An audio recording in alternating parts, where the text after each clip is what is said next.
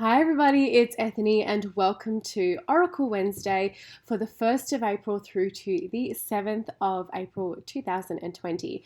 Now, if this is the first time you've ever joined me for Oracle Wednesday, what is going to happen is in a moment you're going to see 3 piles of cards. You're going to pick the pile that you feel the most drawn to or that you feel holds a message that you are to receive from spirit, your guides, your angels, your deities, your ancestors, whoever you call upon, your intuition, your inner self, and then you're going to come back and I'm going to give you your messages. I have Thor, my puppy, who's making quite a lot of noise behind me, so I do apologize about that. And if you want to see the cards that I use or want to know a little bit more about the decks that I use this week, wait until the end of the video. I will show you them all, or you can jump down to the description below. It will be in the description box. So now we have all of that taken care of. Let's go and show you the cards that you can pick this week. Okay, lovely ones, here are your piles of cards for the week. We have, starting from left to right, pile number 1 or group number 1, number 2 and number 3. I recommend that you write down which one you have felt the most drawn to so you don't forget when we go back. And let's go. Okay, so let's start with group number 1. Makes logical sense, doesn't it? Your cards for the week are the 4 of Cups, the Queen of Swords, and I do the best I can. And your message this week is really around things that all humans tend to experience at one time or another. It's okay to feel low, to feel a little meh, to feel a little blah, for apathy to have started to kick in. It will pass. Absolutely, nothing stays the same. The best thing you can do right now is to give yourself a little bit of grace, and a lot of grace if you are not used to giving yourself a bit of a break. You can only do what you can do right now. And no one, but maybe yourself, you might be piling this on yourself, can expect that you are on all the time, or that you are engaged all the time 100%, or that you are supposed to be happy all the time or together all the time. That is just an unrealistic expectation, and it may be something that you are putting on yourself for sure, but most people understand that there are ebbs and flows to how you feel in life, and start to give yourself a little bit of a break as much as you possibly can. Embrace compassion this week and spend some time making a list of affirmations you can easily access when you start to feel down. Make your thoughts and your words your allies. Remember that most people are presented with the same challenge right now, and they are also trying their best and doing the best they can as well.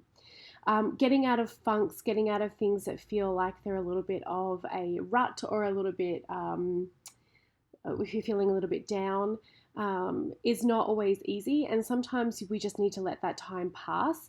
We need to feel how we feel, and then it does shift at some point. Sometimes it's as much as needing a good night's sleep, or going out for a walk, or drinking some more water. Goodness knows, there are times when I know I haven't drunk enough water, and that definitely doesn't help my mood. And other times it's going to take a few days, especially at the moment when we're all sort of our daily routines have been completely put through the ringer, chucked out the window. Well, not actually out the window because we're not allowed outside. Chucked in the window. It's quite a time. So with the 4 of Cups, it's the key to this card and moving past this card is appreciating what you have, and really engaging when you can. Make sure you're recharging as much as possible. The Queen of Swords is really making those thoughts and words your allies. So having those affirmations and things that you can access very easily so that you can get back on track as quickly as possible. Even if you have a friend that you can contact and say, can you send me some affirmations or some fun things to do? Get a little bit of a digital love in, so that you're feeling a little bit more supported there. And remember, I do the best I can. That's a great mantra. That's a great affirmation to start with this week. I do the best I can always. And really, no one is expecting that you do any more than that. It is a tricky time. Be kind to yourself. Pile number 1. Group number 1, people. Group number 2, people, your cards this week are the 10 of Wands, the High Priestess, and I listen to opposing opinions. Now, doing that, listening to opposing opinions, is not always easy. As a matter of fact, it can be downright hard. It can test your patience, especially when you feel as though you are being presented with information that is not true, or information that is extremely, I think that word's overused a bit, but triggering is the only thing I can come up with right now. Blocking things out because you don't agree with them may be tempting right now, but it only makes people get further and further apart and drives big wedges between people. Really, if you can do anything you can to find common ground, it's really important this week. There are ways to have respectable conversations with others, even if you're not on the same page or have completely different perspectives. Respecting people is universal, and you can find more in common with people when you put your walls down and look for common ground, rather than starting everything in a defensive mode and expecting that everything is going to be too hard. Try to really listen to others. If you have a disagreement, end the conversation with something positive, so that at least you're leaving things off in a good way. Even if that is saying simply, thank you for listening to me. Thank you for this opportunity for me to listen to your perspective. And I know we may not agree, but at least we heard each other out. A big part of that too is not interrupting other people when they're talking and telling you something that you may not necessarily agree with, or a difficult conversation. We tend to, I don't know if that's just me, but I feel like this is something that I've witnessed for quite a few people. They tend to have like their arguments ready to go. They're like already writing down in their mind the things they're going to retort back with, instead of really listening and allowing that conversation to actually take up space. Because if that happens, that almost feels like if there's silence, there is an omission of guilt there. And really, it's just there is a difference between, and there's that feeling, of like, when someone's getting ready to bite back at you versus actually really listening. The messages here for each one of the different cards is the 10 of Wands. So difficult conversations are quite a lot on your plate at the moment.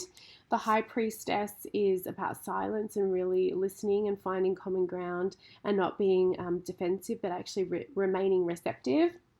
And I listen to opposing conflicts. It's pretty self-explanatory, but remembering that we all bleed the same red blood as humans, and we do have a lot more in common than we do have differences. And remembering that, especially right now, there's a lot of misinformation going around, and really trying to find a good space for communication and conversation. Pile number 3, group number 3, people. Hey, your cards this week: the 5 of Swords, the 9 of Wands, and I benefit with gratitude. All right, sassy pants, you may need to watch what you're getting involved with this week. Most people are also at a pretty high level of stress, and adding to that, because your suffering is not going to help anybody involved, even you. It might feel momentarily better, but then it's going to go back to feeling not cool. Practicing gratitude this week is going to be the best way to get through this. This week, it's important to limit or even back away from people who are stressing you out or even being overly negative. I think most of us know that under times of stress, there are people who we all cope with stress and change and uncertain times in different ways. And I'm not saying there is like one right way to do this, but there are some people who really kind of go all doomsday and doom and gloom. And if you have to actually back away from those conversations and kind of have a bit of a timeout, then do it if that's what's best for your mental health. It's something that'll pass. You can always come back to your friends when things are feeling a little bit better. You don't have to like make a big grandstand about it. You're not dumping ground for other people, so remember that. Now is the time to cultivate your own self-happiness and positive environment as much as possible. You are the only one who's really going to take care of that. If you're relying on other people to do that for you, it'll change on a dime, and the house of cards can be completely, collapsed.